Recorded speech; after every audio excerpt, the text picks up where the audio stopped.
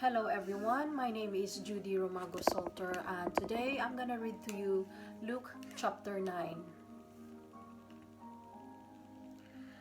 Jesus sends out the 12. When Jesus had called the 12 together, he gave them power and authority to drive out all demons and to cure diseases. And he sent them out to proclaim the kingdom of God and to heal the sick. He told them, "Take nothing for the journey, no staff, no bag, no bread, no money, and no extra shirt. Whatever house you enter, stay there until you leave that town. If people do not welcome you, leave their town and shake the dust off your feet as a testimony against them." So they set out and went from village to village, proclaiming the good news and healing people everywhere. Now Herod, the Tetrarch, heard about all that was going on, and he was perplexed because some were saying that John had been raised from the dead, others that Elijah had appeared, and still others that one of the prophets of long ago had come back to life. But Herod said, "I beheaded John. Who then is this I hear such things about?" And he tried to see him. Jesus feeds the 5,000. When the apostles returned, they reported to Jesus what they had done. Then he took them with him and they withdrew by themselves to a town called Bethsaida. But the crowds learned about it and followed him. He welcomed them and spoke to them about the kingdom of God and healed those who needed healing. Late in the afternoon, the 12 came to him and said, "Send the crowd away so they can go to the surrounding villages and countryside and find food and lodging, because we are in a remote place here." He replied, "You give them something to eat." They answered, "We have only 5 loaves of bread and 2 fish.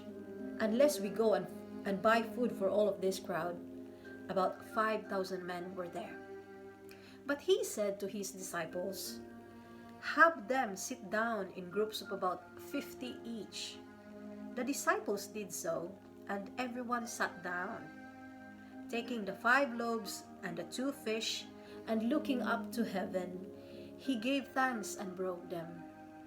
Then he gave them to the disciples to distribute to the people. They all ate and were satisfied, and the disciples picked up 12 basketfuls of broken pieces that were left over. Peter declares that Jesus is the Messiah.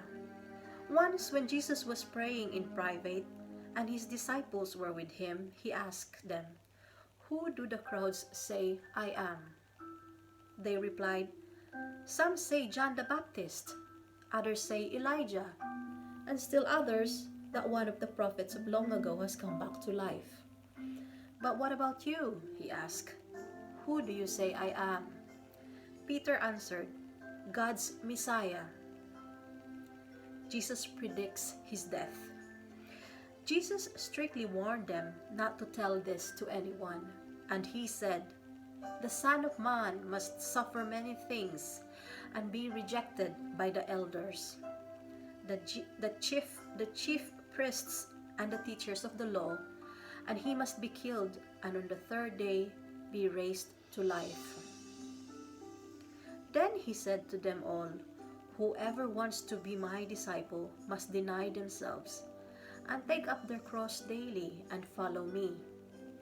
For whoever wants to save their life will lose it, but whoever loses their life for me will save it.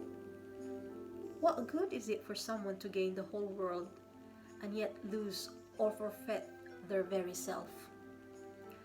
Whoever is ashamed of me and my words, the Son of Man will be ashamed of them when he comes in his glory and in the glory of the Father and of the holy angels.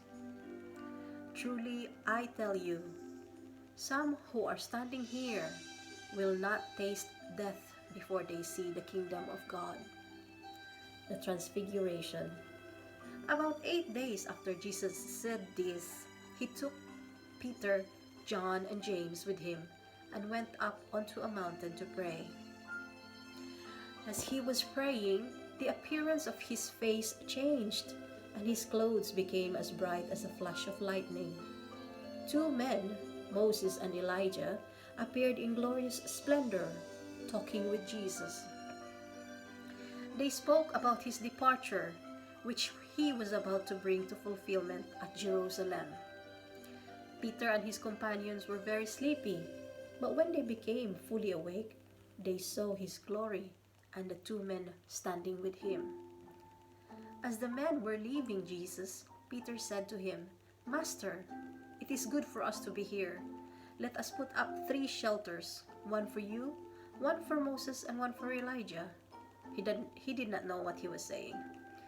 While he was speaking, a cloud appeared and covered them, and they were afraid as they entered the cloud. A voice came from the cloud saying, "This is my son, whom I have chosen. Listen to him." When the voice had spoken, they found that Jesus was alone. The disciples kept this to themselves and did not tell anyone at that time what they had seen. Jesus heals a demon-possessed boy. The next day, when they came down from the mountain, a large crowd met him. A man in the crowd called out, "Teacher, I beg you to look at my son, for he is my only child. A spirit seizes him and he suddenly screams. It throws him into convulsions so that he foams at the mouth. It scarcely ever leaves him and it is destroying him. I begged your disciples to drive it out, but they could not." "You unbelieving and perverse generation," Jesus replied, "how long shall I stay with you and put up with you? Bring your son here." Even while the boy was coming, the demon threw him to the ground in a convulsion. But Jesus rebuked the impure spirit, healed the boy, and gave him back to his father. And they were all amazed at the greatness of God. Jesus predicts his death a second time. While everyone was marveling at all that Jesus did, he said to his disciples, "Listen carefully to what I am about to tell you. The Son of Man is going to be delivered into the hands of men." But they did not understand what this meant. It was hidden from them, so that they did not grasp it, and they were afraid to ask him about it. An argument started among the disciples as to which of them would be the greatest. Jesus, knowing their thoughts, took a little child and had him stand beside him. Then he said to them, "Whoever welcomes this little child in my name welcomes me, and whoever welcomes me welcomes the one who sent me. For it is the one who is least among you all who is the greatest." "Master," said John, "we saw someone driving out demons in your name, and we tried to stop him because he is not one of us." "Do not stop him," Jesus said, "for whoever is not against you is for you." Samaritan opposition.